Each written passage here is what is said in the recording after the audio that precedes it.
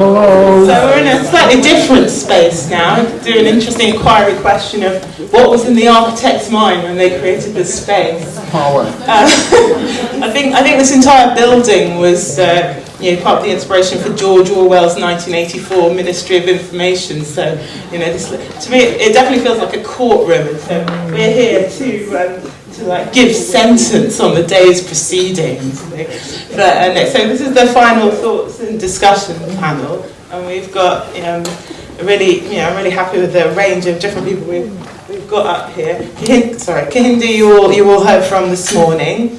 And Kathy Chater here is the author of Untold Histories. What's the full title? I can't remember. Anyway, Kathy Chater is a genealogist, former BBC researcher and expert on Africans living in Britain in the long 18th century, who is, I think, very much a digger in the scheme of things that I really enjoy, that Abdul and Robin put together for us earlier. And Keith Jarrett is to my left is a first-year PhD student, researcher doing a kind of interdisciplinary and inter-institutional PhD at Birkbeck and SOAS in creative writing and study of religions, and he's also a poet, I learned, and has actually performed poetry in this very room, which I can only imagine what that must be like, and maybe if we're lucky we could get some later, I don't know. But we'll see if the discussion inspires you to poetry. But and last but very much not least, we have Thomas Glave, who's attended every single one of our events so far. So we thought we'd finally, in spirit, if not in person. And he's been very supportive since the beginning, so we thought we might finally let him say something. And I think he told me I could describe him as a Jamaican American. So I think so he has experience of various places that at one point might have just been described as British, and he's currently at Binghampton University in New York State, in the creative writing department, and English literature department, and has worked on issues of social justice and helped found the Jamaican Forum for Lesbians, Aursexuals and Gays, and has many other achievements that I don't have time to list now. But it's really great to have you all here, and I just want to sort of start with a really open question of what thoughts are at the top of your mind right now after everything we've heard today. So start with you, Keith. So I hope you can all hear me. I would say my first thought is really just a question, which is what next? I am not necessarily a historian. My research is really looking at a history of a particular religious group. But I'm now thinking, okay, there's been so many ideas and so many things that have been contested. I was really taken with what Kahinda, how he started explaining why you use the word black people in Britain rather than black British. As a way of framing things, so just there are different things, different labels, different ways of describing that have been contested, but also what happens when we leave the academy, what happens when we leave our mutual interests and take things out into schools. What happens if you are not involved in schools or in universities? Where does where do you go next, and how can you make a real impact on the study of black British history? That was my thoughts initially.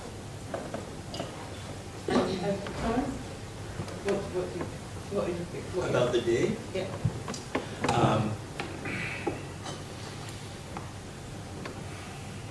there's a great deal, obviously, to talk about, right? And I'm really looking forward to hearing what people have to say. And thanks, Miranda, by the way, for inviting me to be here on this, you know.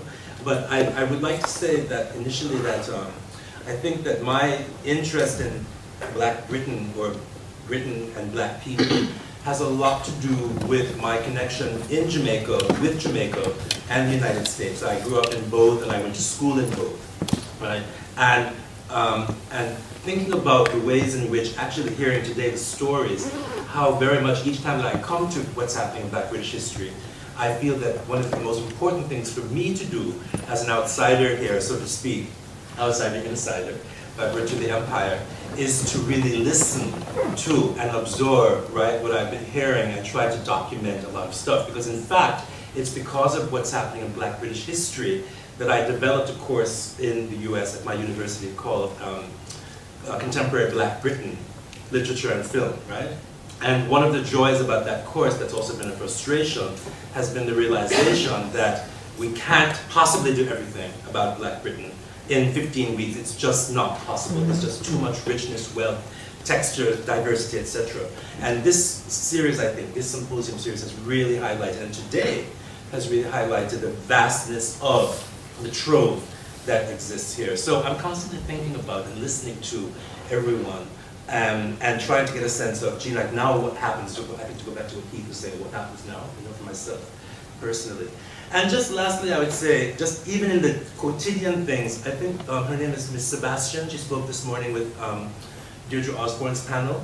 She said something about supermarkets and being in the supermarket and talking to people, giving them flyers or whatever. On the quotidian level, right, of Black British existence, the daily nuances of life, one of the things that I find really interesting is even how Oyster card, right, Jamaican flag, how Jamaica and the Caribbean are imagined, reconfigured, reimagined in Black Britain. And just walking down, like staying in Brixton on this particular visit, you know, and saying, oh, so this is how people think of Jamaica here. This is how, you know, and thinking about the ways in which I think Black British studies, in my experience, speak back to Caribbean studies, right? So there's a real confluence between them. And this symposium really points that out to me. Thank you. Kathy? Yeah, I'd be interested in this because my background is not in academia, although I did do my doctorate on Black people in 18th century England. My background is also, I have no children and I've never taught in a school. I'm involved in community outreach, if you like. I'm self-employed, but I think one of the things that we need to do, and I know you can't do everything all day, but I think one of the themes that emerged today was the business of bridging the gaps between all these different sections, you know, of linking academia to what's being delivered in schools. And I'd like to extend it slightly. You know, the talk, I really enjoyed the talk on Epping Forest because I'm a local girl, and I've done local history walks there too.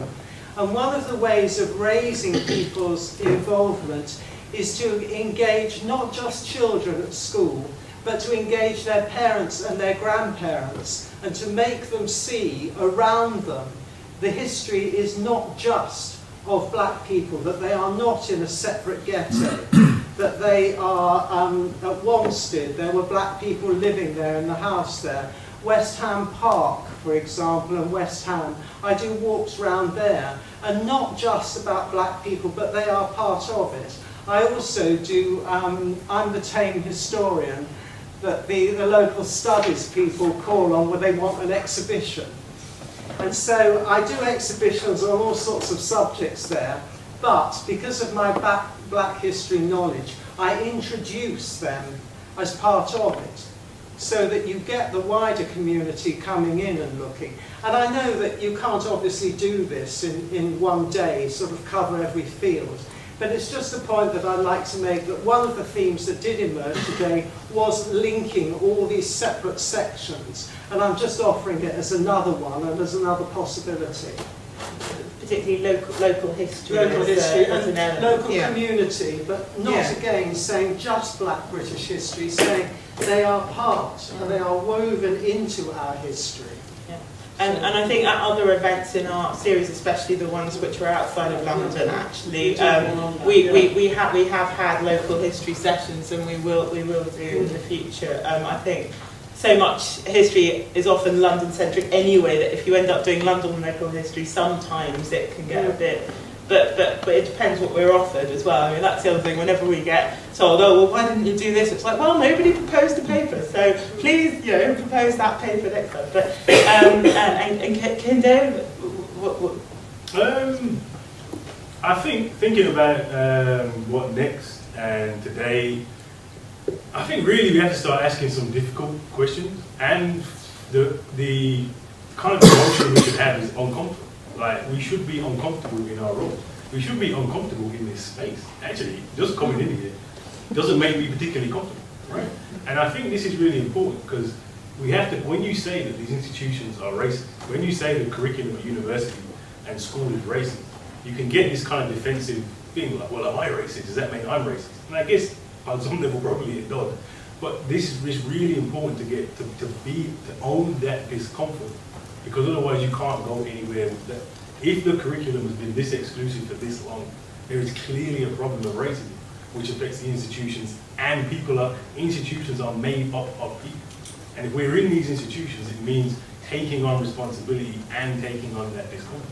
And then from there, hopefully we can do something different and move forward.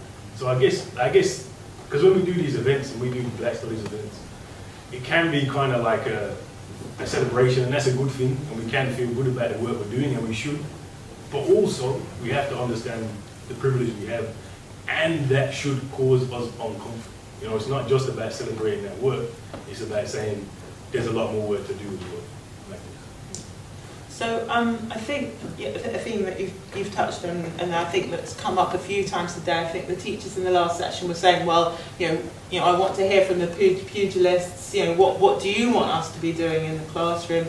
I think you're saying that I think there's lots. One of the things that we're trying to do with these things is bring people together who are all interested in this broad, but are approaching it from different positions. From academia, from the classroom, from local history, community history, personal interest, obsessive passion, and so I suppose the next question I want to put to everyone is, from your perspective. Is there what sort of fruitful collaborations could you sort of see that what would you or the sort of the group that you perhaps represent, what can you see them doing collaboratively with another group that's maybe been represented here today that you think would help sort of drive our common cause forward? Should we go back to does someone have an immediate thought? You mean in Britain? No. Well, Britain, the global Britain, anywhere, yeah. I'm not. Yeah. So, does anyone have some? I guess coming here has been good. Meeting teachers, got the international connections as well, and linking into community groups. And one of the things should have probably said this morning around Black Studies is there's a long history of Black Studies in the UK. It's just not really in universities, right? So, but there is, with the Black Elementary School movement, community education, there is a long history of this stuff, right? And so I think really having those connections into community groups and into schools and into wider public is really, really important and something that we would definitely prioritize. And I think that speaks to kind of going beyond the idea of ghettoization, right? Black Studies and Black knowledge, it's fine to have these spaces where we say, look, we need to do these things, this is the space for us to do. And I think that's the work that I guess I'm more interested in a sense, is building those spaces, because you have a different kind of education understanding, which has a different kind of purpose to it as well. So I think building those connections for me, it's been good today to go meet people and see them. I think that the two things coming out of today for me, right? Partly thinking about the particularities of Black British history. I'm not an historian. I do literature, and I'm actually a creative writer, and I write fiction and nonfiction. Right? So when I teach my Black British literature course, it's literature, it's not history. But it is history, actually, now that I say that, right? Obviously. I have to historicize, etc. But the particularities of existence here are extremely important to acknowledge. And when I acknowledge them, and I really think about them as a teacher, and as a writer, and as a political activist, which I try to still be, then that helps me in my geopolitical approach to activism, whether it's in Jamaica, in the US, or here in the UK, right? Where I have limited possibilities, because I'm not a citizen of this country, right? This island, right? And so on. And so then thinking about making alliances with people here, that's already happened. I've invited people to this symposium. I've met people who are doing. I think that when we were in Liverpool, that was particularly powerful. Today was really powerful. But Liverpool was interesting because of the history of that community. Like when Roy Costello came to speak, right? And I was so happy that, because I had seen his book about local Liverpudlians, Black Liverpudlians in the Slavery Museum there. But then he brought that to what's happening in Black British history, right? So those grassroots historians whose lives were not really well known in the UK, right? It's very powerful to see that and to see their approaches to their particularities. So I love when you go abroad, outside of London, because I love it here too, you know? But seeing how people, like I've been saying about Birmingham, you know, which is like, I'm an adopted Brummie, and I really love it there. To think about what's happening up there, and of course the Indian knows all about that scenarios in Birmingham. Does that make some sense? Rambling too much? Yeah, so we're always looking for suggestions and invitations of where we should go next. So, you know, come and talk to us later. Can I say one Go ahead. thing though? The other thing that I was thinking about today, though, hearing everybody speak, is that I wondered if at some point, I don't know if anyone's doing any studies on this, but Black British linguistics.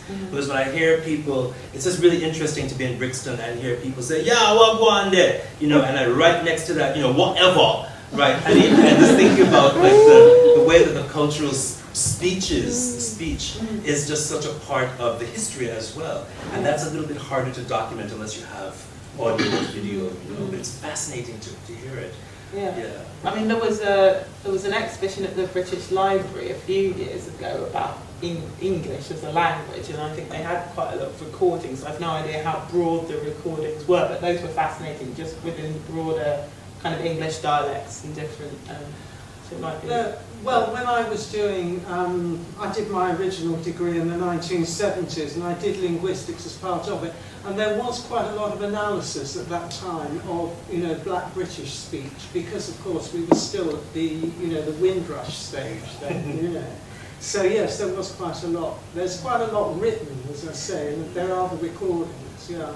But you know, these days, you know, To see how it's been anyone can get their phone and become that oral historian. You know, I mean, I think that would make a great school project to kind of go around and recording people and kind of analysing their voices. I don't know. Yeah. Well, no. People are doing that, I think, and yeah, it's definitely. That's one of the problems, isn't it? That people are all quietly beavering away in their own little corners. And then you find out, I've done this, someone else is doing exactly the same thing. And you think, I could have saved myself the bother, you know. It's just the business of knowing what other people are doing that I think is the problem. And that's the sort of business of, again, building bridges. You can save so much time if you can find someone else who's working on that thing. And again, I mean, that's what we're trying to do. The Bassagismail mail was sort of set up to do that, for people to put queries on. And there are these queries of, you know, research queries and things like that. I don't know if we need another one, or perhaps a slightly different one, more sort of education focused, but that's a possibility.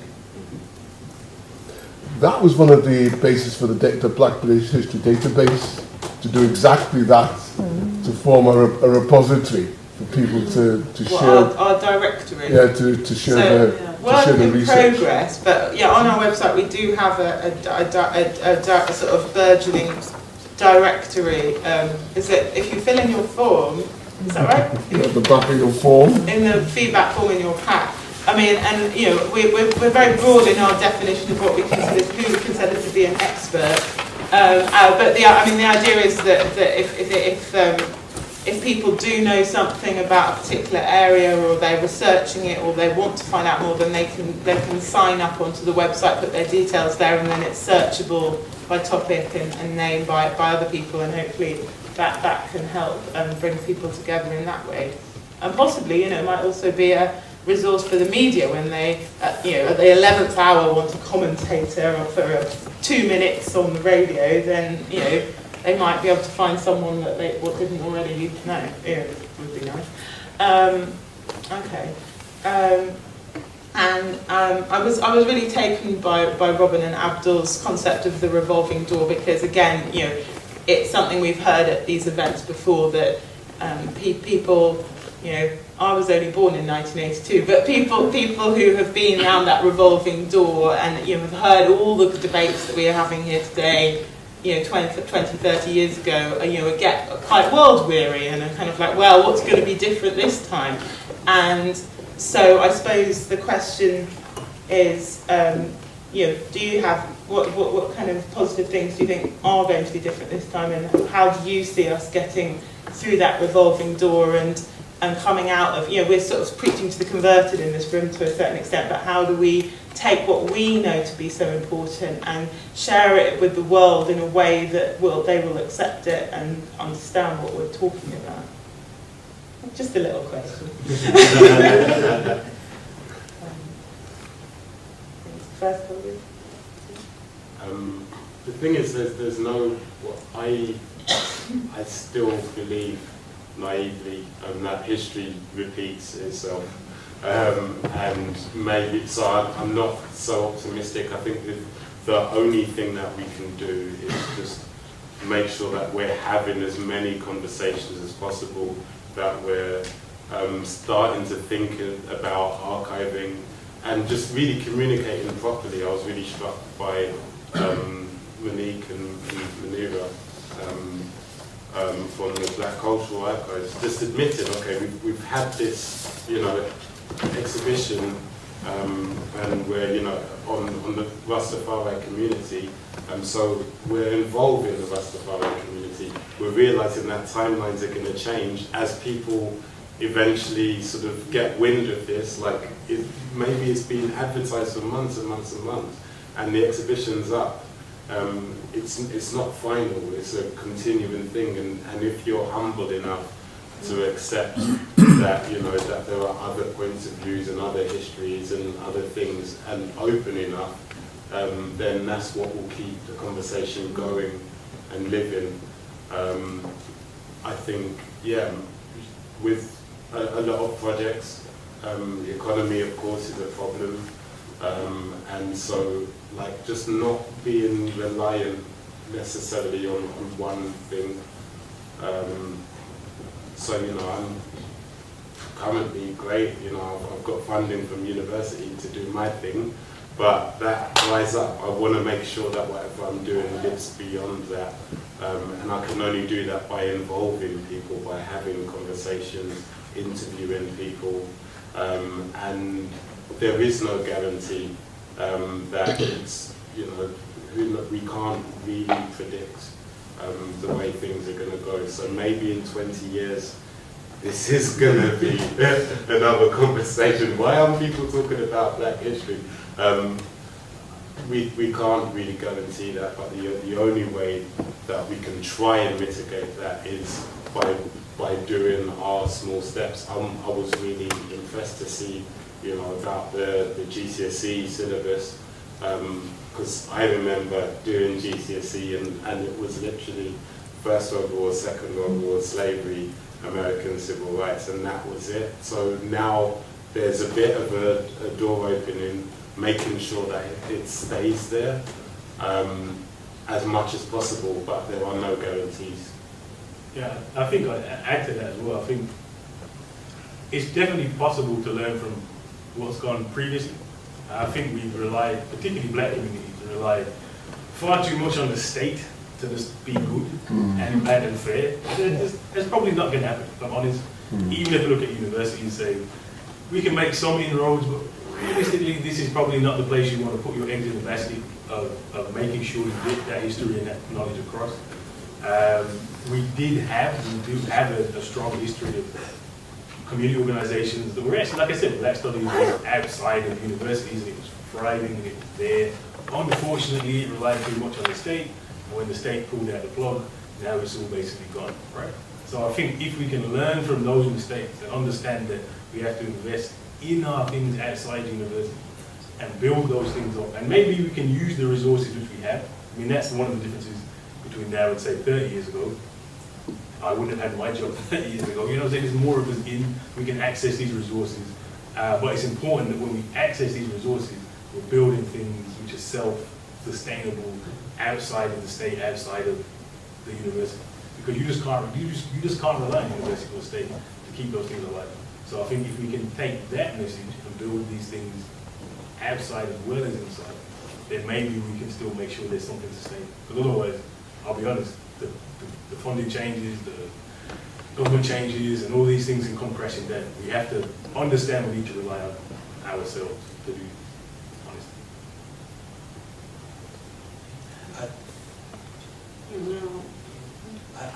In speaking about being optimistic, I would say that it's important, from me at least, to recognize that this very moment, this symposium, is an optimistic thing, right? Because, and I just want to take my hat off for a second to Miranda and Michael, because, I mean, they've been doing this as a labor of love, you know. I mean,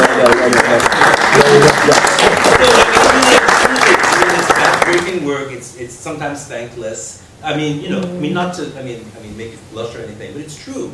And any way that we can support them, I think, and this project is important, because if some kind of government or British rubbish fund pulling happens, you know, I mean, and they suffer because of that, we have to be there to help out as well. But this is, the fact they've been able to coalesce and get this happening and keep it happening is really, really important. And that to me is a really optimistic thing, you know.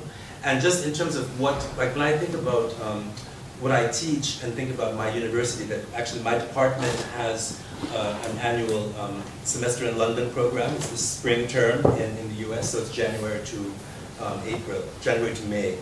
And nothing about Black British history is taught in that program unless a Black professor leads it, right? Nothing. None of what we've talked about today, nothing at all. So that's a sign of, I don't think it's willful enmity or spite or stupidity. I think it's just habitual stupidity, right, and ignorance, right, that makes that happen. This program, this symposium, and all the feedback and the cross-fertilization that happens here can work against that. It is a political entity as well, this whole kind of thing. You know? So I'm very optimistic in that sense. We have to keep it going, and that we can keep coming. I'm reasonably optimistic too, because you know, saying how long you've been listening to these arguments. 45 years in my case, actually. And I went through all this in the 70s with women's history, you know, which was sort of first thing. And now that is more or less embedded, that no one would think of studying something now, well, almost no one, without including women at least as a footnote, okay? We didn't even get footnotes before that. Okay, it's a slow process, it's a long process, but just hang on in there and keep going. And 45 years later, and you're laughing, but you're going to be there, you will see that it happens. Yeah, it's a slow process, but you know, your course that you started, that's fantastic news. I mean, that has made my day. I think that's going to change how other universities approach it. They'll be able to point to you and say, look, it's been done here, why can't we do it here? That is a real thing to be, a real tangible thing to be optimistic about. Yeah, I am optimistic, by the way, but I may sound pessimistic, but I am genuine. What do you say, Michael? Can I just make a point? So I'm doing things I hate people doing at conferences, making points, but I want to make a point. Something was said earlier about, can a white teacher teach Black history? And that went bang in my head, and that goes to the heart of what I'm about in teaching Black British history. Let me tell you why. Because Black British history is hard. Black British history, you have to go looking for it. It's not, it doesn't come at you. You have to go find it. Okay, despite the books, you still have to go looking for it. You have to make an effort. And in that effort, you know, you're on a journey, and the true history journey is one of critical thinking, understanding the text, teasing the text out. And then within that study is the imagination, what's possible within that text. So it's those two things. It's that, thinking for that critical thinking, that imagination, and that doesn't matter whether you're black, white, pink. That's a human trait. That's an educational trait that takes you through life, and that's why I'm challenged. I'm really challenged and saddened when people talk about history being soft, a soft subject. You know, who's going to give you a job teaching history? Something like 20% of our economy comes from our creative industries, and our creative industries come from our imagination. So when we decry history, oh, there's no money in it, really, you know, we're shooting ourselves in the foot. So when you put those two together, you know, the creativity that comes from studying history, the imagination, and that critical thinking.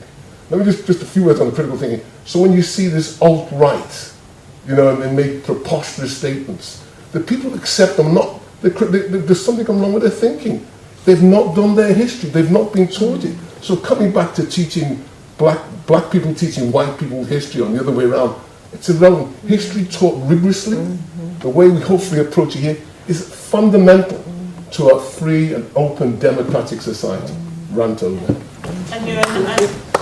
And I think, you know, now more than ever we have so much information being chucked at us all the time, and that ability to distinguish between what is true and what is fabricated or twisted so badly to try and make you think something that it's not truly true anymore is just such an important skill. But I think we all agree on this, so there's not much for you. But and I, you know, I am an eternal optimist. So I'm glad you picked up the optimistic theme. But I mean, I think, you know, that you for every event that you've come to, you know, there were a whole load of other papers that were really great that we couldn't fit in, or, you know, there is all that stuff going on there. So we like have, you know, all these other ones that some of them we're like hoping to invite to a future thing, or, you know, there is a lot going on. You know, people say, well, what's happening? You know, and at the beginning, you know, people are like, well, you know, I mean, this entire series came out of an event that was cancelled because not enough people turned up. Well, it's, you know, so like, I mean, I think there is actually a lot of interest, a lot of work being done in the area, and I think, you know, every time we put out a call for papers, you know, we just, you know, we're like, fingers crossed, is anything going to come back, and we just get more and more stuff, more and more people coming along, different people, and I find that really optimistic. Anyway.